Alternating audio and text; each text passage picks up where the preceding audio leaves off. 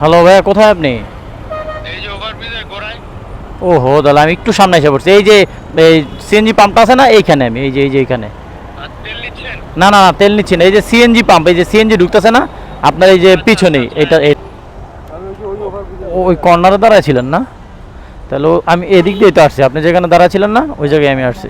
ওদিক দিয়েই এই জায়গায় এসে দাঁড়ায় ফোন দিতেছিলাম, এইখানে দাঁড়ায় দাঁড়ায়। আসসালামু আলাইকুম, কী অবস্থা সবার? আশা করি সবাই ভালো আছেন। তো আজকে সকাল 7:30টায় বের হয়ে গেলাম, অনেক দিন পর, মনে হয় বছর দুয়েক পর এত সকাল সকাল আমি বেরোইলাম। আর বেরোনোর কারণে একটা, আজকে রাত জেগে আপনার ব্রাজিলের খেলা দেখছি, ব্রাজিলের সাপোর্ট করি, যার কারণে দেখা হয়েছে খেলা। যাই হোক, ভালো খেলছে। আর যাচ্ছি আমি এখান থেকে আপনার কোথায়, বসুন্ধরা। হ্যাঁ, 210 টাকা ভাড়া। তো ইনড্রাইভে নিছি, তাও আবার ইনড্রাইভে নিলে কি 210 টাকা পুরোটাই আমার থাকতেছে।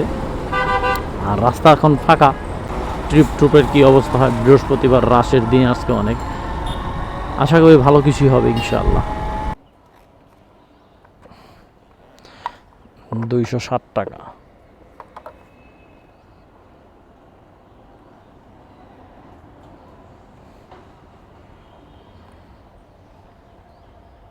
একটু ভাঙতে দেন না ভাই, 10 টাকা আমার কাছে। 20, হ্যাঁ 20 টাকা আমার কাছে। ঠিক আছে ভাই, থ্যাংক ইউ। ভাইয়ারে নামায় দিলাম। আস্তে আস্তে পুরা 32 মিনিট লাগছে। রাস্তা ছিল 17 কিলো, ভাড়া আসছে 260 টাকা। ভাই আমার দিল 220 টাকা। তো দেখি এখন নেক্সট ট্রিপটা কোথায় আসে। এখানে কি ট্রিপ ঢুকতে পারে? পাঠাও তো অন করলাম, এখন দেখি ঢুকে কিনা ট্রিপ নিবে।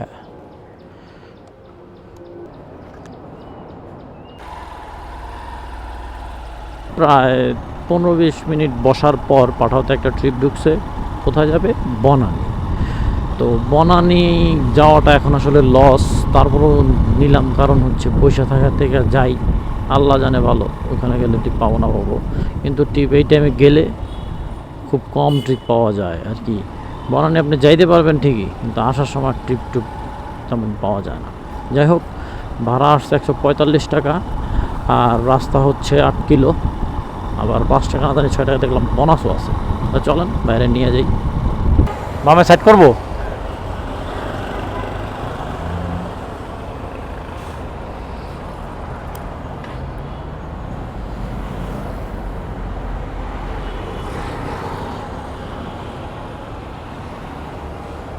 $130।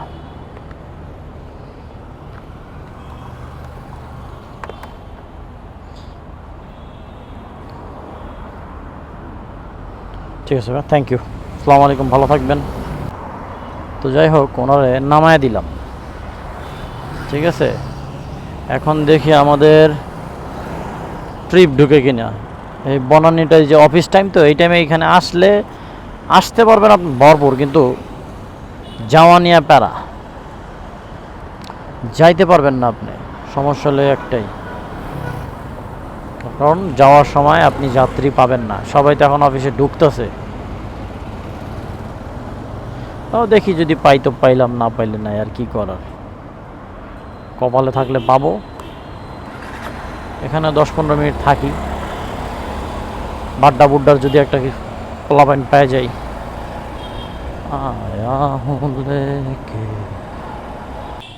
এইমাত্র যে যাত্রীরা আমারে 130 টাকা দিয়ে গেল, ঠিক আছে, দেখেন ও কামড়া কি করছে।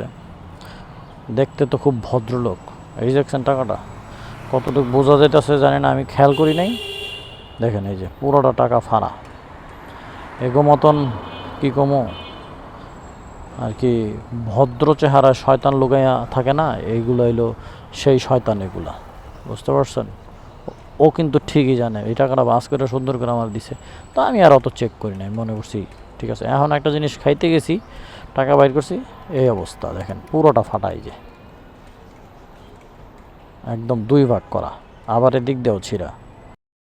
বনানীতে এই লোকটা নামায় দেওয়ার পর আর কোনো টিপের দেখা নেই। আমি আপনাদের আগেই তো বললাম যে বনানীতে ঢোকা মানে আর কি নিজের সর্বনাশ নিজে ডাইকা আনা। আর সারা রাত জাগার পরে খেলা দেখছি তো সারা রাত জায়গা, যার কারণে এত পরিমাণে ঘুম আসতেছে আমার, আমি গাড়ি কোনোভাবেই চালাইতে পারতেছি না। আর গাড়ি চালাইতে পারতাম যদি ভরপুর ট্রিপ ট্রিপ থাকতো, তাহলে মনে করেন শরীরটা চাঙ্গা থাকতো, কিন্তু মোটর ট্রিপ ঢুকতেছে না, যার কারণে প্রচণ্ড আলসম লাগতেছে।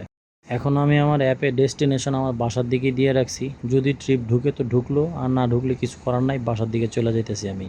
কারণ সারা রাত আমার ঘুম হয় না, যার কারণে মিনিমাম আমার 2-3 ঘন্টা তো ঘুমানো লাগবেই।